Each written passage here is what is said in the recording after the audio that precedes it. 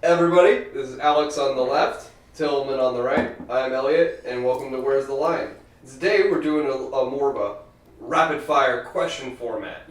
5 minutes, time limit, switching topics. And yeah, that's pretty much how we're going to go. We're trying to keep things brief so we can make a couple clips.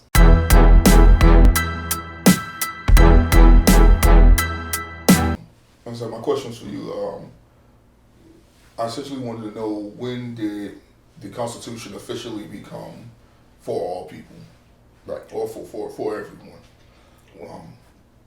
That's basically, just want to know, when did that take place? Right, and I understand why you're asking. 1787, I think, is when the Constitution was fully ratified, I think, by all states, but I could be wrong on that. The preamble to the Constitution states we the people, right? And I think in the origin of the document, it was intended to be for the people. Now, we both know that that meant white property owners, male property owners at the time.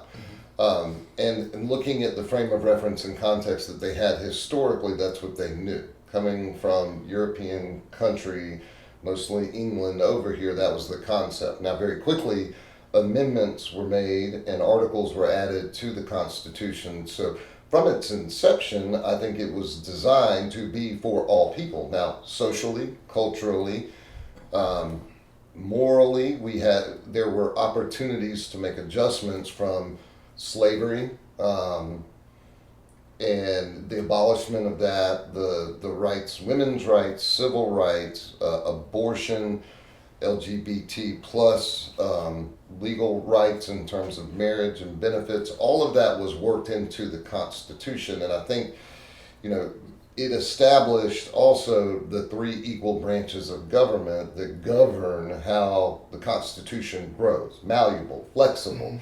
So, I mean, it is my belief, and I think that, the great American experience or experiment people talk about, from its inception, was designed to be flexible and grow with the needs of the people, to not be under one rigid form where you would have, like, some of your older civil, countries and different things would have. Portugal, Spain, England, the big countries that went out and colonized the rest of the world. So my answer to that is, from its beginning, it was intended to be we the people. And I guess the definition of people as it applied for the Constitution had to be enhanced over time, but the document was designed so that it could be. And I would argue now, more than ever, it applies even more. And there are still areas that it can grow in. That's the benefit of the document. That's what it offers. Okay. I mean, I can see that. I guess my question would be then, is there any place or amendment that would be specifically speaking to that would specifically say, well, we're making this correction because in the beginning this was the problem? Like, we said, just essentially, we only acknowledge white male landowners as the people, and now we have made this adjustment. Is there an amendment that points directly to that? Well, yeah. Now, if I'd have known we were going to have these questions, I would have polished up on which amendment did what exactly. Well, but it was the 16th Amendment that abolished slavery, right? So that took out the ownership of any slave. I don't think it was African American, I think any slave. So slavery at that point was no longer. And then there was the Three-Quarter Act that was enacted where at that time a black individual could count as three-fifths of the vote, right? And then women's ability to vote and work, and then military components. So there's no one specific amendment that says this now applies to all people. It becomes more and more inclusive as it's modified. So when, with abortion, Roe versus Wade, that came up, and there were, polarizing concerns, and, it was brought before the Supreme Court, where they, ruled on that a woman has the right to choose. And, that document also created the three equal but separate branches of government that allow this process to happen. So I'd say there's not one specific amendment, I think, that would answer your question. I think I get the tone of your question. Your perception might be that it doesn't apply to all people. But I do think that it does apply to all people in America. You have the right to speak freely. You have the right to practice your own religion. You have the right to vote. You have the right to do a lot of things. Now, I think some of the cultural restrictions might be what, I don't know where you're going with that. Well, no, the reason I asked the question is because I don't believe that in its inception it was meant for all people. But I do believe that today we at least believe that today.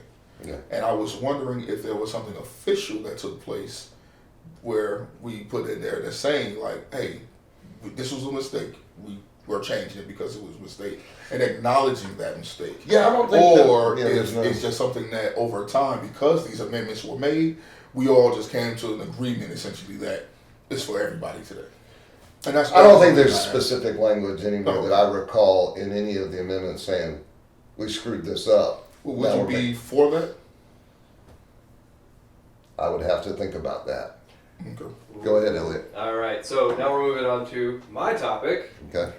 What do you guys think about Britney going to court this last week, Good question. talking about her situation is incredibly complicated. Yes. Because she is in a Conservatorship. Right. Twofold, one for her person, one for her bank account. Right. And yeah, she's been dealing with this, for a long time. Right. And there's been a huge movement. Where do you guys land on this? Because there's a whole bunch of conversations. For one, all of the things that have happened to her are legal Because of the conservatorship, but that doesn't make it right. And how do you process that as an American, that this can happen? This could happen to anybody who got into a conservatorship. Honestly, it's extremely difficult for me because I kind of deal with that in a personal way. Mm-hmm. I'm not going to get into the details of that, but it makes me sensitive to it. Mm-hmm. So when I see her situation, my thought process is the government or the judicial system should be able to look at a situation and say, okay, that's wrong. Mm-hmm. Regardless of the fact that it may be quote unquote legal, there are abuses of power, there are abuses of legality. If you abuse the law, there should be somebody, the judge should be able to judicial system should be able to say, no, this is not okay, and we're going to correct this. Mm-hmm. Now, if this person abused the law in a way that where you say, okay, well, we couldn't catch it, we couldn't stop it there, maybe you wouldn't prosecute them to the full extent of the law in that, because they did basically, get the system, they yanked the system over. But there has to be some kind of sort of correction. And for me, if she's profiting, she deserves that. Oh yeah.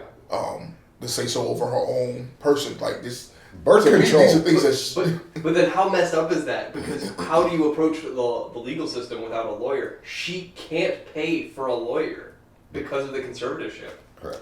Exactly. And Well, that's problematic, but also in the same way, our government has provided for people to defend in certain situations. And so she has to find her own purse because she's going to try and sue her father, who's going to use all of her money to try and keep it. well, she could probably be able to circumvent it if she were to go through like a GoFundMe. And She would be able to spend it. No. If someone else that she trusts If could a go through that law process firm, like a law firm, a nonprofit. Yes, a law firm do that or whatever. They all ways to circumvent it. I've seen it done for people that I believe shouldn't be able to do it, but I've seen it happen several times. So someone pro bono defends. Yeah. Right.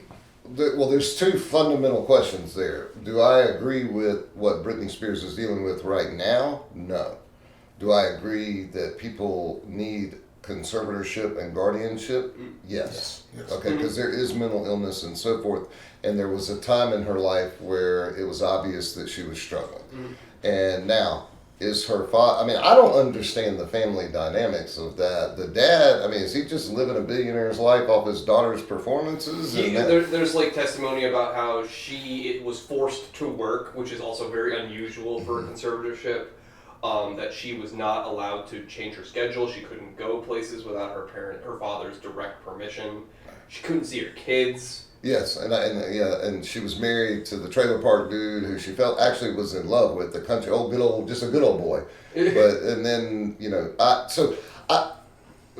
free Britney. Yes, I've heard that. Yeah. Free Britney, I'm down with that. But the way that executorships and conservatorships are done, there is some need for it. Is there abuse in it? Yes. I think if she was in any other state than California, it would have been a no-brainer and done by now. Mm-hmm.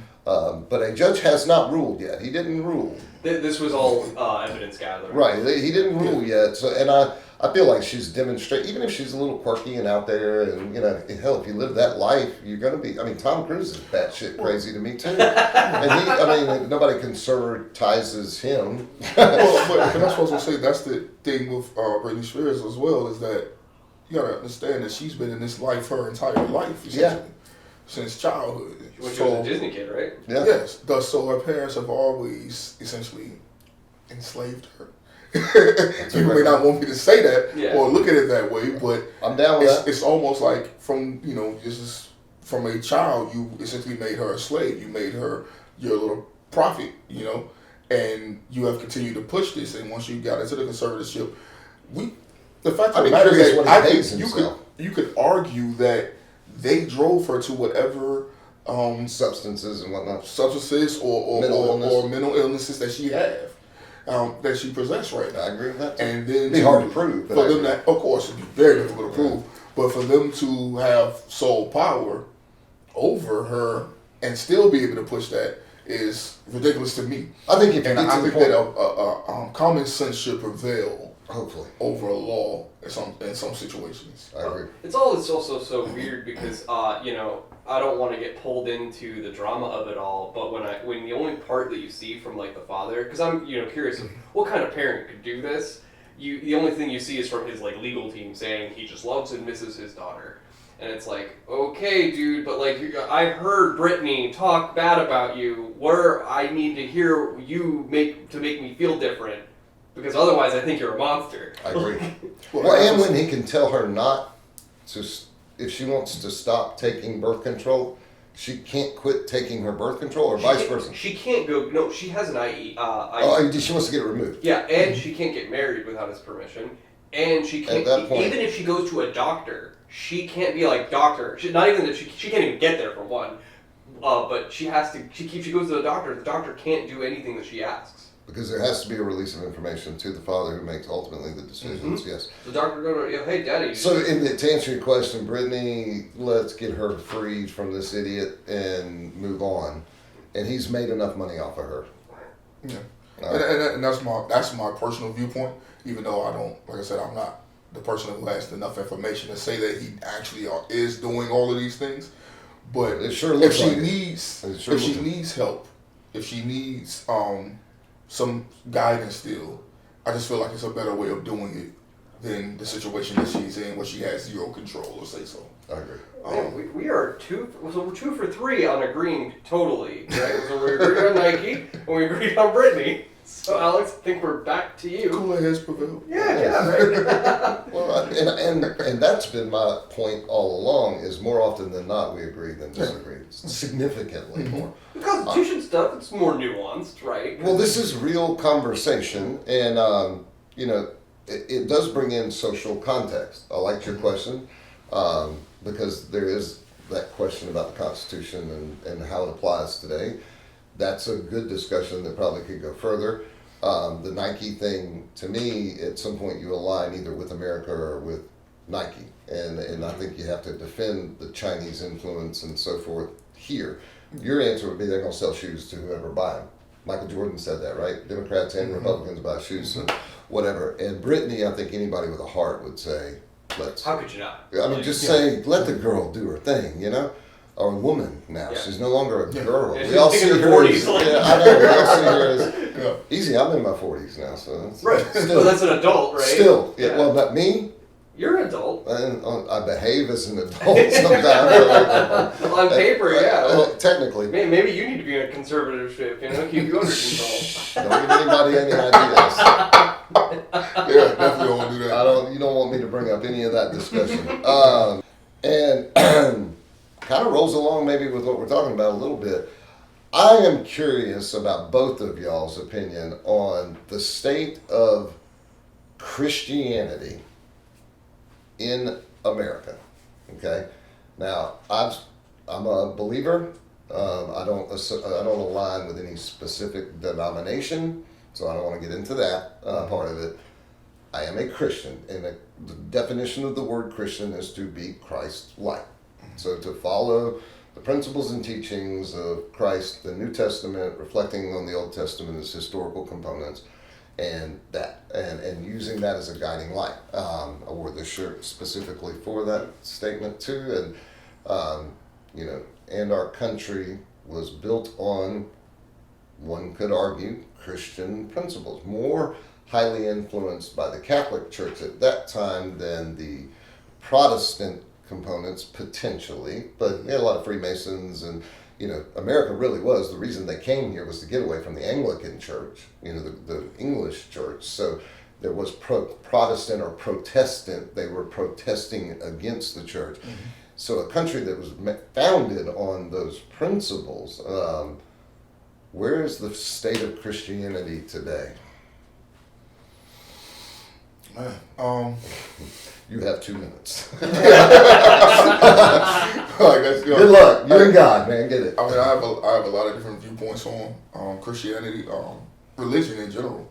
But as far as Christianity today, I think honestly the case right now is that more and more people are pulling away from Christianity, religion overall. But you're seeing more and more people break away from religion with more and more technology and communication. And people, I believe, are questioning things differently. People are being able to read on things differently, whether that's good information or bad information they're receiving. They are getting more information, and that information is leading them to step away from Christianity in a lot of ways. Our country is pulling further away from Christianity as well.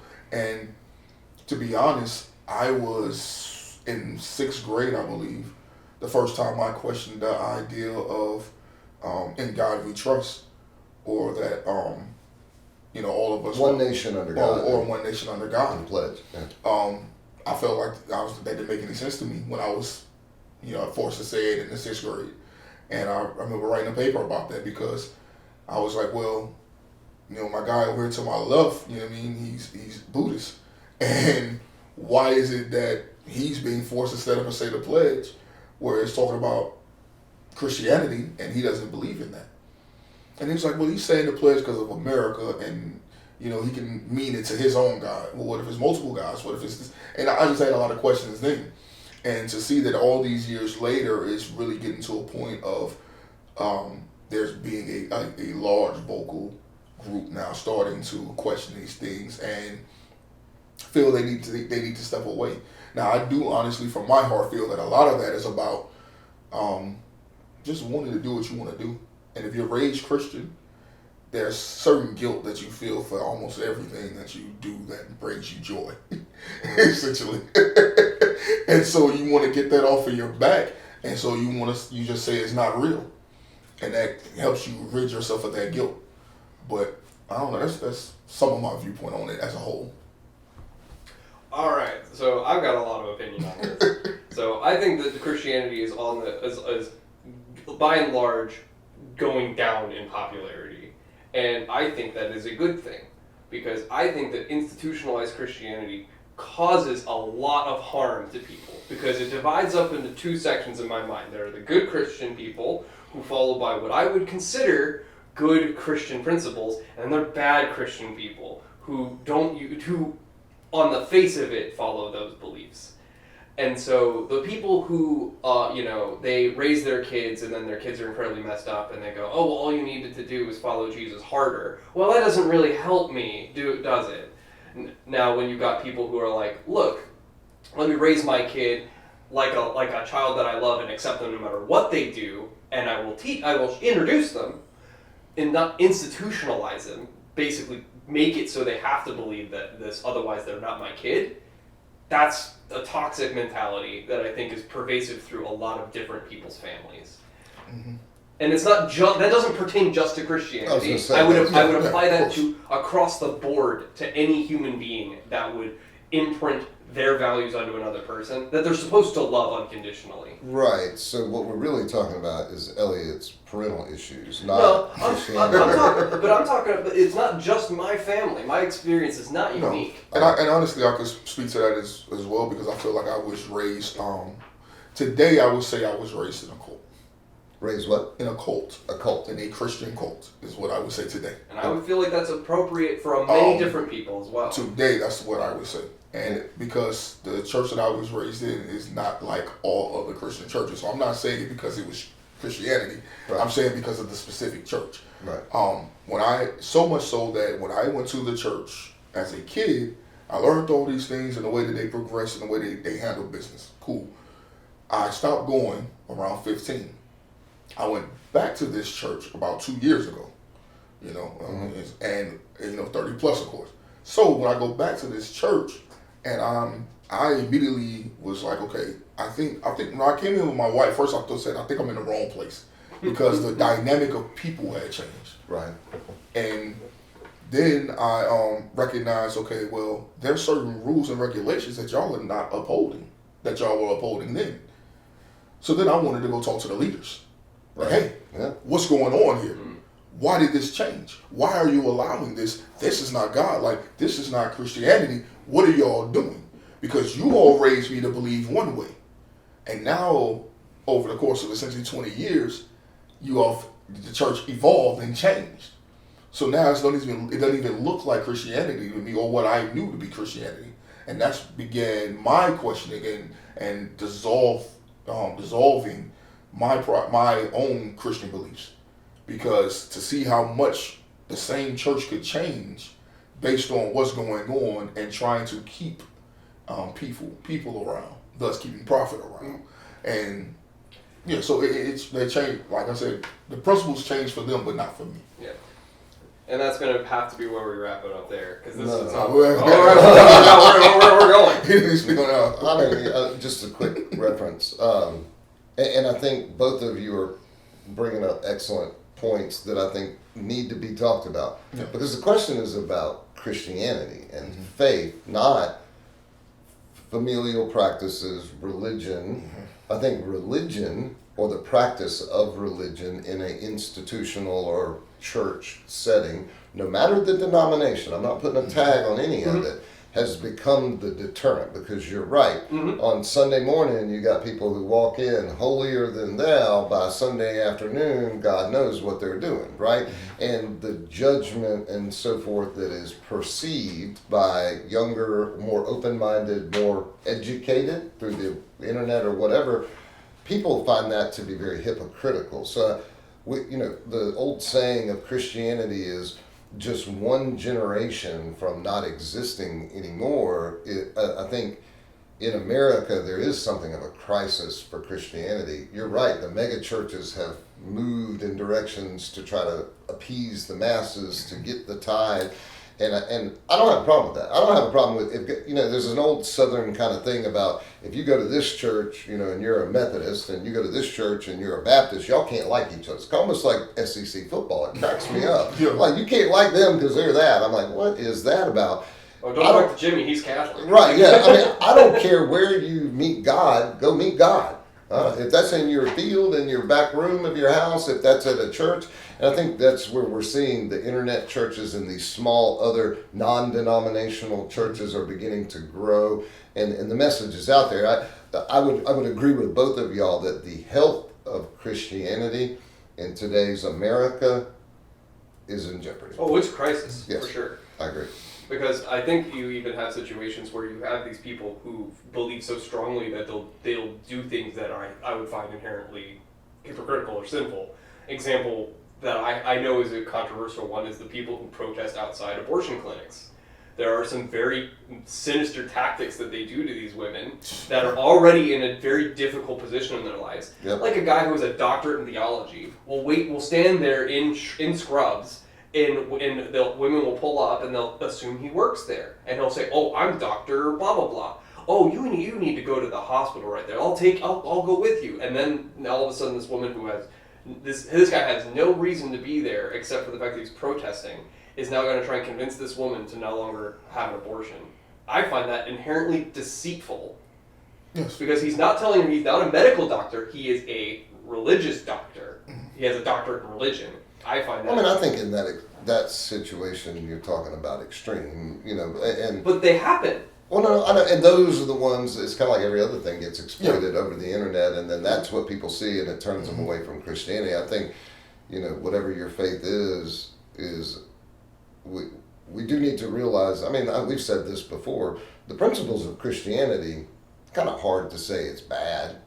Well, no, I mean, thou shalt not kill. I think we could all get on board on that. The basic principles, and the reason I'm saying basic principles is for the people who have basic knowledge of Christ or the Bible, they the things that they would know, the principles that they would know of, those are all good things. Those are inherently good things. They are more structure. The most difficult part for me as I went through my process was me knowing this is a good thing in general. Like the camaraderie, the family element, the acceptance, the fellowship, to be able to help each other and build. Those are all good things.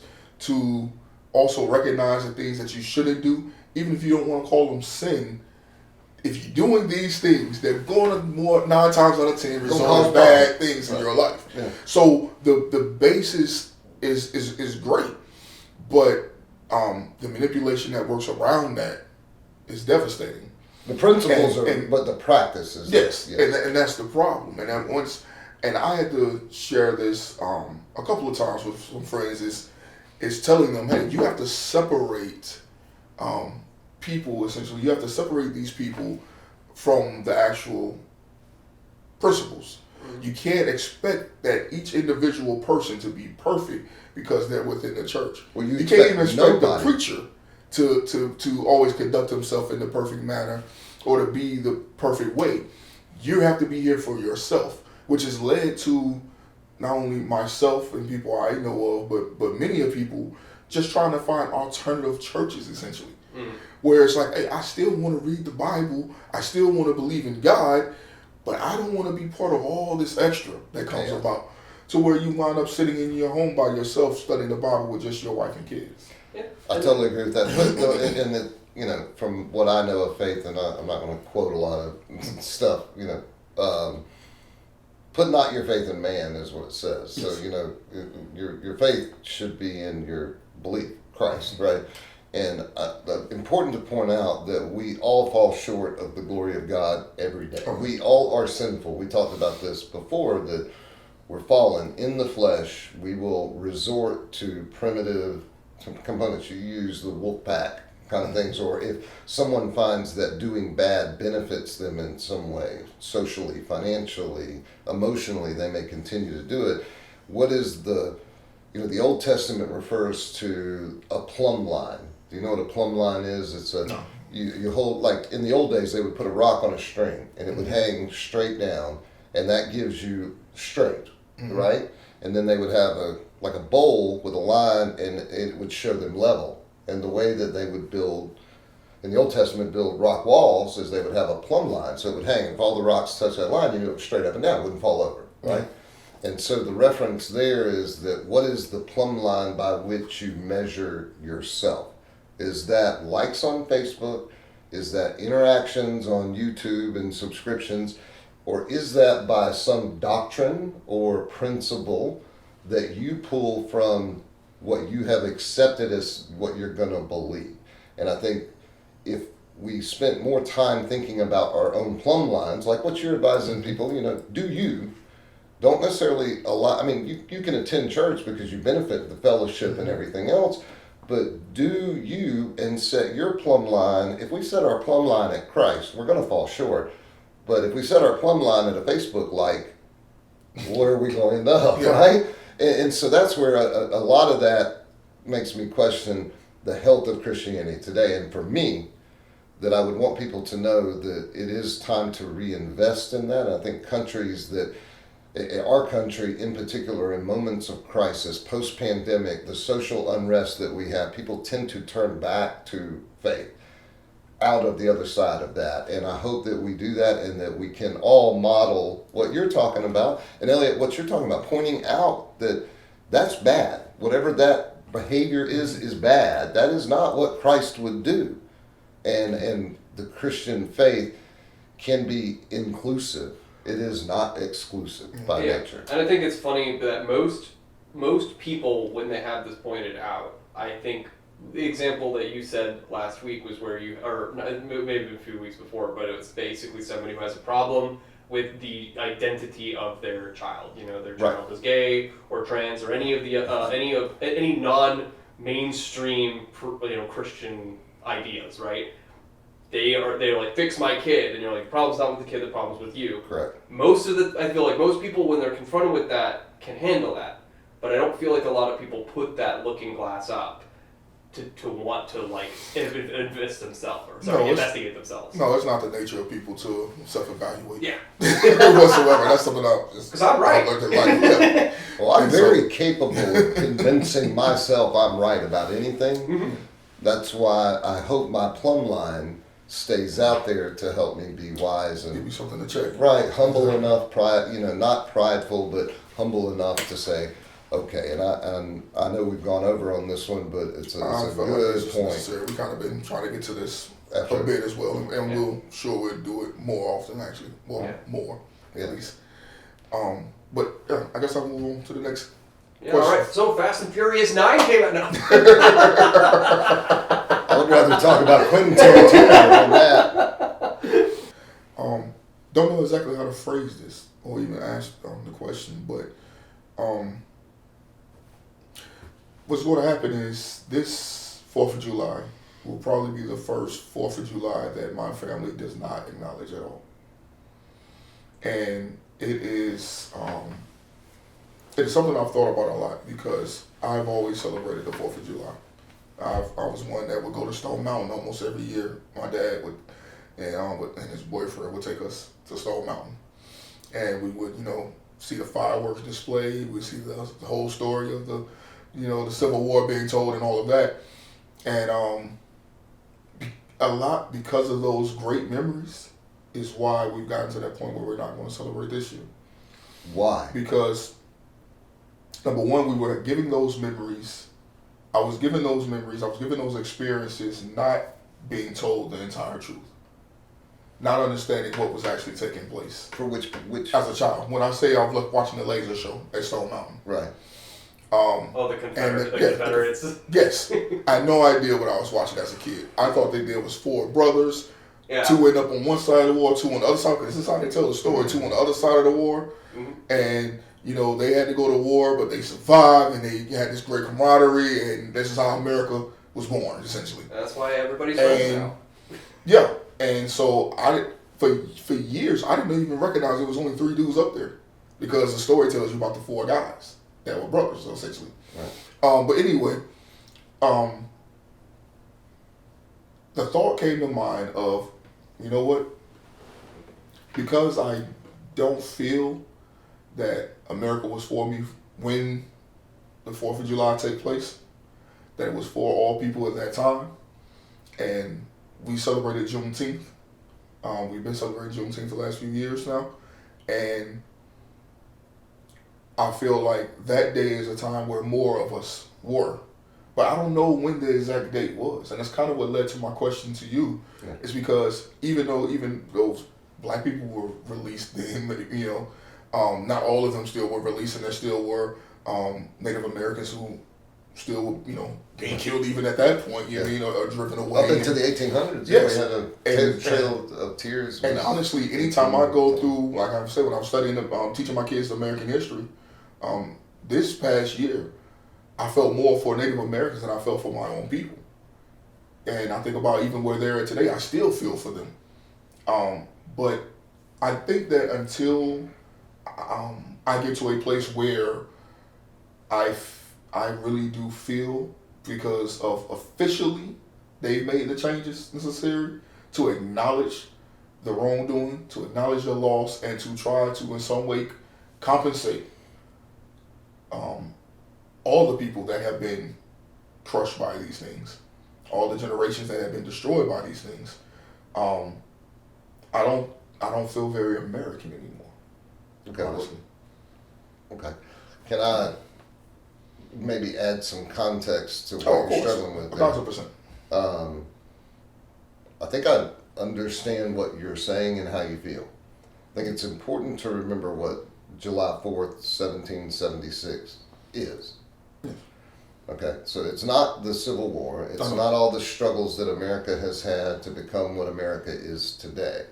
July 4th in 1776, what happened was 13 colonies, small rural colonies in a new world, decided that they were no longer going to live under a monarchy in the forcible rule of England, Great Britain. And we declared independence. We didn't declare perfection. We declared independence. And I'm still going to hold that the Constitution is one of the greatest documents ever written because of what it's allowed America to become, the inclusive component of what America is. Even though I know you're pointing out areas that we struggled, we had to learn, and there are still areas that we have to learn and we're struggling through. But the Declaration of Independence, and I'm not talking about the document, I'm talking about the act of declaration of independence, occurred on July 4th. We wouldn't have America today to be able to have the social and cultural arguments that you're putting forward that other people are. People are struggling with that, with different parts of what America is. That's cool. That's why we wrote the Constitution the way we did, was so that these things can be meted out, and that in the end, what we have is the America we have today. Not perfect, but I would say progressive. Let's say it has progress. It has progressed over the whole time of its inception. America has, and what July 4th celebrates is a declaration to not only Great Britain, to the world, that America is independent. And could we do things better? Could we have done things better? Yes. But to me, I recognize how you feel. But July 4th, let's not lose it in context. It is celebrating the day America became America. Now, and if you want to, now we can go further into this discussion and talk about whether or not people want to change what America is. That's to me, that's a different discussion than celebrating July 4th. Because here's the deal. Without July 4th, you wouldn't have Juneteenth. Mm-hmm. Right? Essentially. I guess you wouldn't. You wouldn't have the freedom to do that. Well, without... You would be under English rule. We would be under a king or a queen, or have been taken over by... Well, we have to go off of contemporary Great Britain, so, I mean, we would be... We'd have horrible health care. Yeah, United Healthcare. We'd have horrible health care. There are not a lot of black people in England. Well, I mean... Well, I mean, for me, is that it's about acknowledgement more so than anything, and teaching the history. So are you talking about more reparations? Yeah, I believe in reparations as well. Okay. But why not have a discussion? And I'm not being critical, but I'm arguing a little. Why not have a discussion about that though, instead of impugning all that America is and saying, well, F that. My feeling is that there's something that has been undone and it needs to be righted and corrected, instead of, I'm not going to celebrate the day that America declared independence because I got an issue over here. Well, there's 100 other things that I got issues with too. We didn't put a pin in it. It's not. It's a discussion that me and my wife have had, and we were leaning towards not celebrating, and that's why I was saying at the beginning of it is that, and that's why I posed the question, because I know how you feel, so I want to hear that other side. The thing is that for me, like I said, the lack of acknowledgement and the history that has been just not taught properly, it leads me to a place of saying, okay, I would just like for America to acknowledge what it's done, and to also try to do something to make it right. Yeah, but I think if you look at I think if you looked at every amendment in the Constitution through the lens of a corrective measure, which is what the amendments are, then you have that. But I mean, if you're looking for specific terminology, and I'd be curious whom you would want that terminology to come from. Right now, you could probably convince our current president to tell you America sucks, and he'd probably do that. But I mean, if you're it'll probably be Supreme Court for me. Okay, but what then? A statement of America was wrong, but now we're right? No, I don't think. I'm not going to get there, and I'm not. And again, not saying you're wrong. I'm just saying I'm not going to get there. I think I hear you, and I think the point you're making for you and for many people is a valid point. That the reparations argument is a big argument. I mean, that's a discussion that has been ongoing for a long time, and it is natural when any individual, a group, or a population feels like they've been wrong to want a measure of rightness to come out of that. Recognition, an admission, kind of like a court of law. If you admit, usually your sentence is lighter and, people would be more understanding. Okay, you screwed up. But to impugn the celebration of the one thing that created America, the one thing, the Declaration of Independence, not the document, although it's right, a copy of it's right out there, is the actual decision to do that. When in the course of human events it becomes necessary for one people to dissolve the political bonds which attach them to another, action, and that's what they did. So when you're claiming that independence from England, it wasn't for all the people. And it was on the backs of black people, and it was on the lands of Native Americans. So it was saying, we have to be free here, from here, while enslaving here. And it's just, now there's some hypocrisy in that. So that's why I say it's not a thing that I argue against heavy, but it's some things that I just feel like it's a great discussion. Our country really needs to clean up. And when I say clean up, I mean just, hey, this is the record. Instead of our record being Thanksgiving with the Native Americans, instead of there being the teaching in schools of, they were happy slaves, like, or not even being able to say that at all in some cases. I would like, or the story of Christopher Columbus. Like, good argument there. I really just want some of these records to be cleaned up, because once I started to learn these things as an adult, it completely turned my childhood on its head. And this is the teachings of America. This is where it's taught everywhere within the country. And I just want these things to be corrected. Yes, reparations is also old. Now, do I think that it's the most necessary thing in the world? You can't. I don't want you to try to buy my forgiveness. One of the things that I hate is when an African American has been gunned down by a police officer, and then the family sues, and then they settle, and then it goes away. The officer's not locked up. They don't have to admit any wrongdoing. All these no laws. I hate that with a passion. As much as I understand people wanting to say, well, they paid. For some people, that's good enough. For me, if I lost a loved one, I want that officer to pay with his life. I don't want a financial gain. I'm not looking to get money to take my family out of poverty or whatever. Like, so some people, that's more important. But if an officer killed my straight up, unquestionably, right, murdered a loved one of mine, where everybody looks at it and they're like, okay, that's just murder, I would want him to go to prison. I don't even really believe. When I say pay with his life, I don't believe in the death penalty. I don't believe in the death penalty, and I believe anyone can be rehabilitated. I believe any person can be rehabilitated. I know I can't. I believe that. Yeah. And so maybe we're walking. Yeah. So when I say pay with his life, I don't mean literally like he has to die. I am talking about getting a life sentence, i.e. with Derek Chauvin getting 22.5 years. You're chasing off on a different tangent. But I just. Well, with me saying that is the point of me saying that is that you can't buy.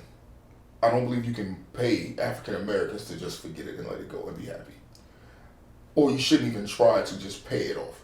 Yes, it's old, but also I believe the acknowledgement is very important. And the acknowledgement that we have right now from the United States officially is saying, yeah, these things happen, but we are nowhere, we are not responsible for these things, and we are not inviting essentially lawsuits for this. It's the only acknowledgement that we have. And I'll send you that as well, so that way we make sure that people can see that actual document. But it's acknowledging the travesties, but it's saying we're not responsible for them, which is like ridiculous to me. All right, guys. Nah. It's time. It's time, Alex. It's time. We're over an hour. I don't care. Get 1 minute. For the I just talked for 10. He talked for 3. My bad. I think we're blending a lot of different Couldn't things. see you while I was talking. No, you did good Yeah. to articulate what your feelings are, and there are portions of that I agree with, and portions of that I disagree with, and a part of me says fight your fight, make your point, let people hear it. You have the freedom in America to be able to do that. Yes. Why impugn July 4th because of these challenges, wrongs, if you want to call that, evolutions that had to occur in America? Why impugn the country that gives you the right to do exactly what you just did, potentially in front of tens of people? At least 50. At least 15, maybe. Why impugn July 4th for those arguments? You have the right to do that because of what happened on July 4th. And all the other but the other portions of your discussion, absolutely, every one of those has a rightful argument that needs to be presented, because you're not the only one that feels that way. And I would say there's a careful line there, just in what you were saying. I was hearing it. I can feel your emotion and passion. And I wonder where we get to from what would be an appropriate reparation versus what is like vengeance. I want to right this wrong. Kill that officer that killed a black man, kind of thing. And so I'm not going to have that argument with you. On reparations, I would say that my current position on that is no, but I could be moved. Okay, so I don't have a hard line, but I would say no, because I could show you examples of other cultures and demographics within our country that suffered too, and there's not an argument for them. So, rural Caucasian people that through the Great Depression, big banks kind of just pushed them off their family farms that have been there for 150 years. There's no argument, and lots of family wealth was lost through that, and there's not, population-wise, there's probably more actual people that weren't slaves when that happened during the Great Depression. So there's not an argument for that. Maybe there should be.